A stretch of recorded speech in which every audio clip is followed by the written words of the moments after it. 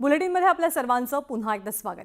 महाकुंभ मेळ्यातली सर्वात सुंदर साध्वी म्हणून हर्षा रिचारिया चांगलीच व्हायरल झाली।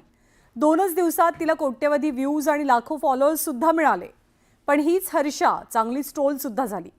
अशातच शंकराचार्य अविमुक्तेश्वरानंद सरस्वती यांनी सुद्धा व्हायरल साध्वीवर परखड टीका केली आहे।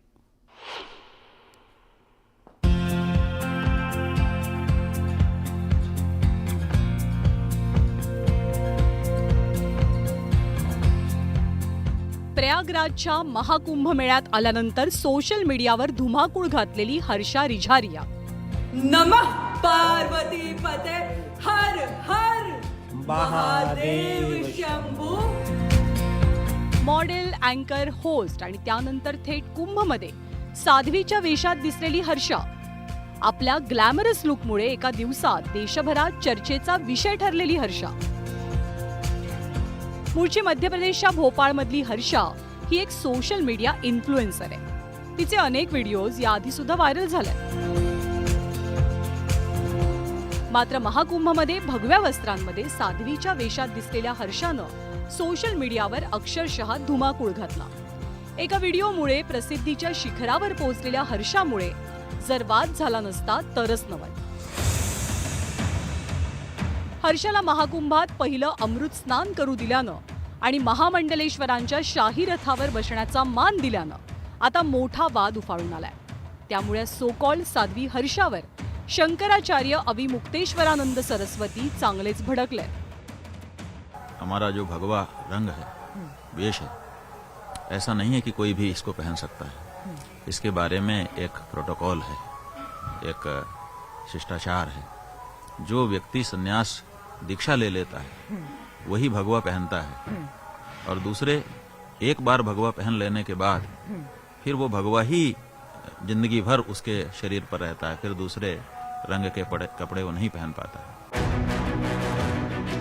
महाकुंभमध्ये अशा प्रकारची परंपरा सुरू करणं साफ चुकीचं असून हे विकृत मानसिकतेचं प्रतीक असल्याची टीका शंकराचार्यांनी केली आहे। धर्मात आणि कुंभमेळ्यात चेहऱ्याची नाही तर मनाची सुंदरता महत्त्वाची असते, या शब्दात शंकराचार्यांनी हर्षाचा समाचार घेतलाय। वो सेलिब्रिटी होंगी तो उनसे बहुत से युवा पहले से जुड़े हुए हैं। अब उन्होंने देखा कि ये कुंभ गई है तो उनके भी मन में होगा कि हमारी आदर्श हर्षा है, वो कुंभ में गई है, हमको भी जाना चाहिए। ठीक है, प्रेरित हुए। फिर उनके मन में आया, अरे ये तो महाराज जी के रथ पे बैठी हैं, हमें भी रथ पे बैठना चाहिए। तो वो भी ठीक है, चलो सन्यासी के सानिध्य में आने के लिए प्रेरणा मिल रही है। अरे इन्होंने तो गेरुआ पहना है, हमको भी गेरुआ पहनना चाहिए, वो भी प्रेरित हो जाएंगे, ये भी अच्छी बात है। लेकिन फिर वो देखेंगे कि अब इन्होंने गेरुआ हटा दिया है, अब ये छीट के कपड़े पहन के आ गई, तो अब हम भी छीट के कपड़े पहन ले, यहाँ गड़बड़ हो जाएगा। शंकराचार्यांनी फक्त हर्षावरच टीका केली असं नाही, तर धर्माचार्यांना सुद्धा अशा लोकांपासून दूर राहण्याचा सल्ला दिला। ज्यांना अधिकार नाही त्यांना भगवा वेश परिधान करू देऊ नये असंही त्यांनी म्हटलंय। दरम्यान हा सगळा वाद उफाळून येण्यापूर्वीच हर्षानं आपण साध्वी नसल्याचं स्पष्ट केलं होतं। देखिए, ये तो मुझे वो ब्लॉगर्स बता सकते हैं, वो इन्फ्लुएंसर्स बता सकते हैं जिन्होंने अपना वीडियो वायरल करने के लिए, अपने रील्स वायरल करने के लिए मुझे साध्वी हर्षा का गलत एक टैग दे दिया है। क्योंकि मुझे नहीं लगता कि मैं अभी उतनी काबिलियत रखती हूँ या उतनी काबिल हूँ कि मैं साध्वी बन पाऊँ। जब वक्त होगा, काबिलियत होगी तो ईश्वर वो रास्ते भी खोलेगा, लेकिन अभी फ़िलहाल में मुझे सिर्फ हर्षा के नाम से जाना जाए।